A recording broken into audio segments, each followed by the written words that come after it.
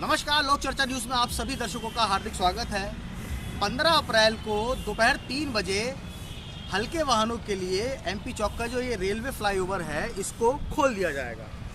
लेकिन अब जिस तरीके से सोशल मीडिया पर तर्क वितर्क चल रहा है कि फ्लाईओवर पर जो है भारी वाहन जो हैं वो नहीं चल पाएंगे, उसको लेकर आज हमारे साथ मौजूद हैं दीपक बिल्डर के जो इंजीनियर हैं अजय जी। उनसे पूछेंगे सर क्या मामला है सर ये कि अब भारी वाहन जो है वो नहीं चल पा रहे हैं। सोशल मीडिया पे लगातार ये फ्लाईओवर बहुत ट्रोल हो रहा है। सर क्या है, क्योंकि आप जो भी कह के आए हैं अभी तक आपने सही कहा कि साहब 120 दिन में जो है हम फ्लाईओवर हैंड ओवर कर देंगे। तो फ्लाईओवर लगभग तैयार है, लेयर चल का पूरा काम हो चुका है। लेकिन अब जो एक नया सवाल शुरू हो गया कि भारी वाहन जो है वो यहाँ नहीं चल पाएंगे। तो मैं अपने दर्शकों के लिए कहना चाहूँगा कि उनके लिए क्या कहना चाहेंगे आप कि क्या होगा।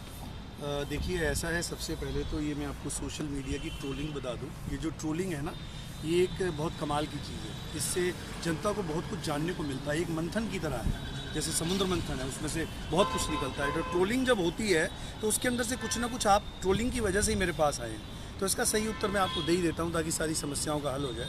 ये ROB है, रेलवे ओवरब्रिज।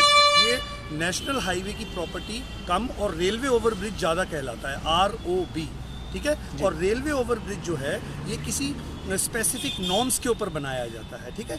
और इसके ऊपर लाइट व्हीकल चलना एग्रीमेंट में पहले से ही है, ये अभी नया तो लिखवाया नहीं है। अब ये आप लोगों को पता अब चला है, ये बात अलग है।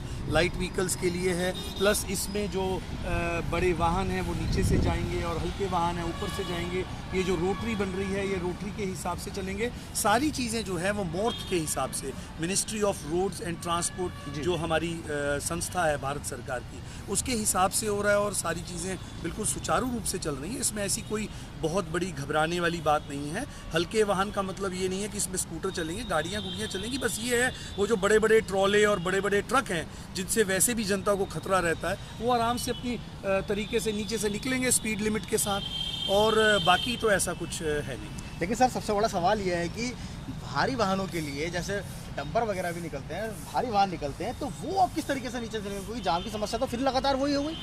देखिए जाम की समस्या वो नहीं होगी, क्योंकि जो बाजपुर, ये बाजपुर है, बाजपुर से मुरादाबाद, मुरादाबाद और क्या कहते हैं रामनगर से मुरादाबाद, रामनगर से मुरादाबाद की जो भी गाड़ियाँ होंगी वो सीधा नीचे से जाएंगी। और जिसने बाजपुर से आना है, बाजपुर से जाना है या बाजपुर को जाना है, ये सारी चीज़ें इस पुल के ऊपर ROB के उस पर होंगी। और मेरे नहीं ख्याल से कि कोई जाम लगेगा, क्योंकि बल्कि व्यवस्थित हो जाएगा। क्वालिटी पता लग जाएगी लोगों को कुछ 15-20 दिनों में कि हमें अगर बाजपुर से आ रहे हैं तो हमें किधर को जाना है, क्या करना है, ये हो जाएगा। मेरे ख्याल से इतना वो है नहीं। सर भविष्य में ये भी कहा जाए कि अगर जो फ्लाईओवर है इस पे भी भारी वाहन चल सकते हैं, तो कह सकते हैं कि आपके द्वारा इस पे भारी वाहन जो है पूरी तरीके से नहीं चल पाएंगे। देखिए ये हमारी तरफ से नहीं है, दीपक बिल्डर सिर्फ एक कॉन्ट्रैक्टर है जी। उसने भारत सरकार के नियमों का पालन करके आगे जाना है। और भारत सरकार की जो एक एग्रीमेंट होता है जो हमारे साथ मोर्थ ने किया है और जो NH ने किया है, उसके हिसाब से हम लोगों को उनकी आज्ञा का पालन करना पड़ेगा। पुल पूरा सक्षम है, आप देख ही रहे हैं, चलता ही है सब कुछ।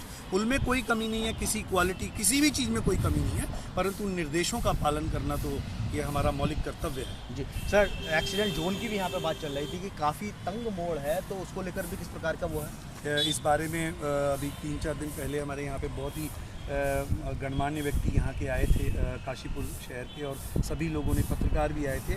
और जिस तरीके से हमारे नए एक्सीएन साहब हैं मिस्टर प्रवीण, उन्होंने हम लोगों को गाइड किया है, आप लोगों की समस्या मतलब समझते हुए उसके हिसाब से हम लोगों ने कुछ चेंजेस किए हैं। वो हमारे पास 1-2 दिन में पत्राचार के द्वारा पहुंच जाएगा और उसके हिसाब से हम लोग रोटरी का निर्माण करेंगे जो हमारे एक्सीएन साहब कहेंगे। पहले वाला उन्होंने कैंसिल करके थोड़ा बहुत चेंजेस किए हैं, वो आपको बहुत शीघ्र ही पता लग जाएंगे। ये ज़्यादा लंबा चौड़ा काम नहीं है। तो आखिर अब ये जो कार्य है अभी कब शुरू हो जाएगा पूरा का पूरा, और जिस पे वाहन जो है कब दौड़ने लग जाएगा? देखिए हमारे द्वारा 13 दिसंबर को एक वीडियो है जो डाली गई है, का काम हो जाएगा। हमने बोला था जी हाँ, परंतु हम अब वचनबद्ध हैं कि 30 अप्रैल ना करके हम लोग इसको जल्दी से जल्दी 15 अप्रैल, 10 अप्रैल, मतलब अब ये काम जो है अपने अंतिम चरणों में है। अब आप लोग बस इस पे सवारी करने की तैयारी करें और सुरक्षित रहें आराम से। कुल मिलाकर सर एक आखिरी सवाल ये है कि भारी वाहन जो है इस पर नहीं चल पाएंगे।